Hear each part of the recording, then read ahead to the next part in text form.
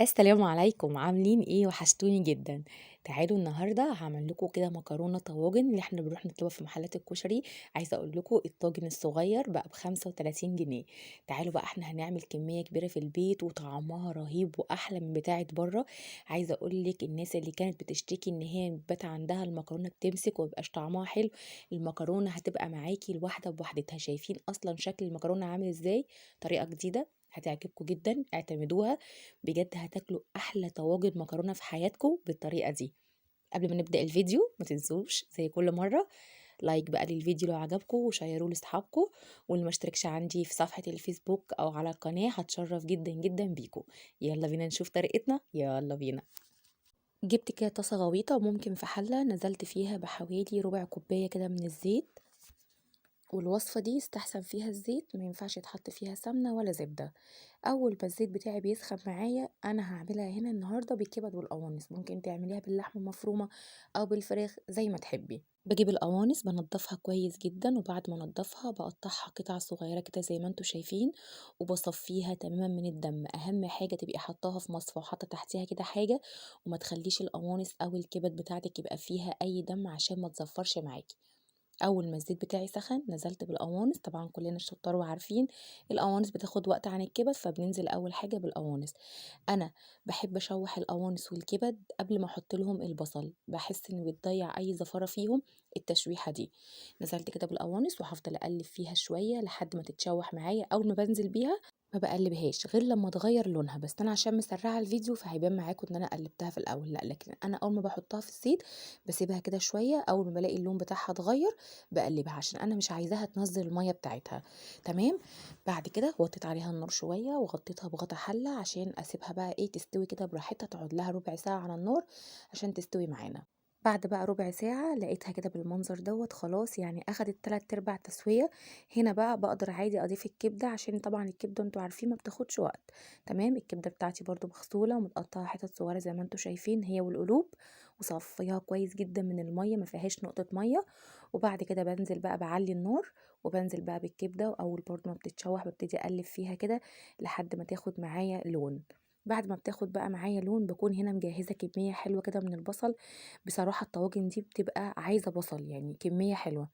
انا هنا كنت عاملة 5 بصلات كبار، هاخد منهم كده 3/4 وهسيب الربع بتاعهم وهقول لكم هنعمل بيهم ايه.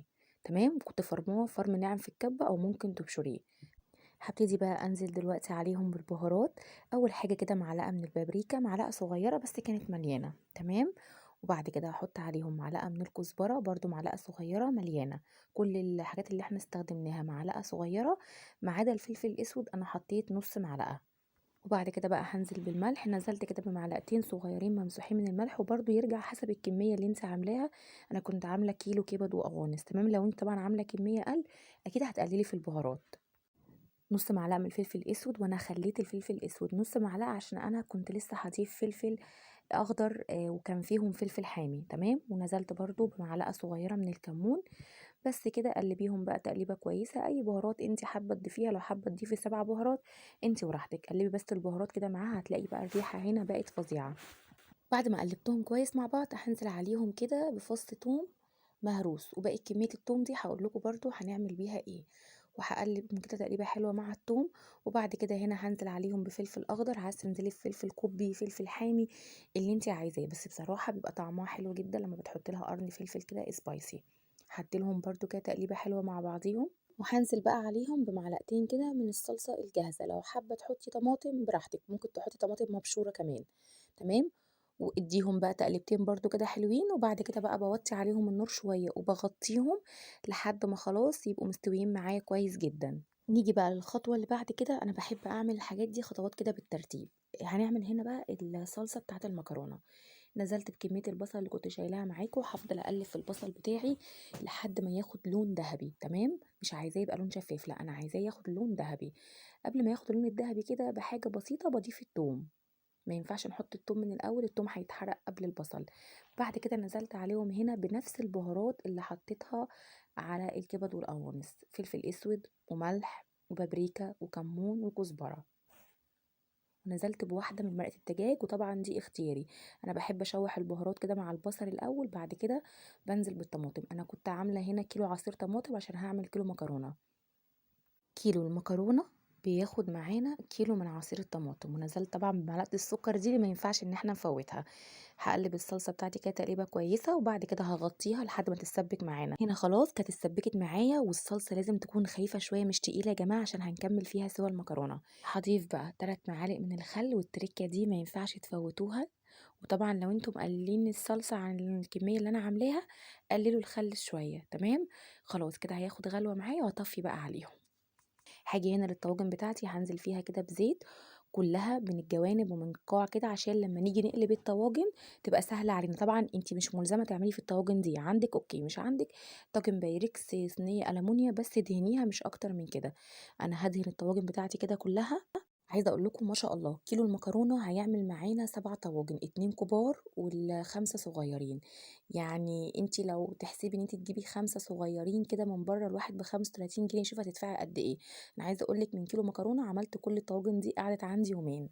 بعد بقى ما ادهن الطواجن بجيب بقى الكبد والقوانص كده وابتدي بقى افرشها كويس تحت واضغطها بالمنظر ده، عشان لما نيجي نقلب الطاجن تنزل معانا تبقى ماسكه مع المكرونه. والسيام بقى اي حشوه انت هتحطيها ابقي اضغطيها برده كده عشان لما تيجي تقلبي الطاجن تبقى ماسكه مع المكرونه بتاعتك، تمام.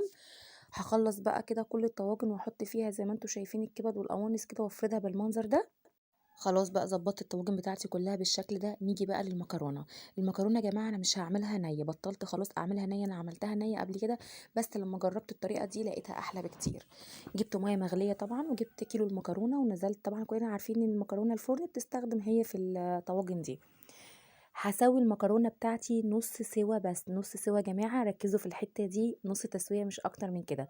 بعد ما سويتها نُص تسوية صفيتها كويس من المَيّة من غير ما اشطفها، بعد كده نزلت بيها تاني في الحلة وحطيت عليها الصلصة. شايفين الصلصة مش تقيلة أوي علشان لسه هنكمّل نُص سِوَى المكرونة في الطواجن. ليه أنا عملت كده؟ ناس كتير كانت بتشتكي إن المكرونة لمّا بتبات عندها بتمسك أو قعدت شوية مثلًا، وطبعًا وإحنا الجو ساقعة المكرونة بتمسك لإن النشا بتاعها بيكون كلّه فيها. لكن الطريقة دي هتخلّي المكرونة معاكِ الواحدة بوحدتها وبجد طعمها حلو جدًا، لو جربتوها أنا متأكدة إن شاء الله إن هي تعجبكم.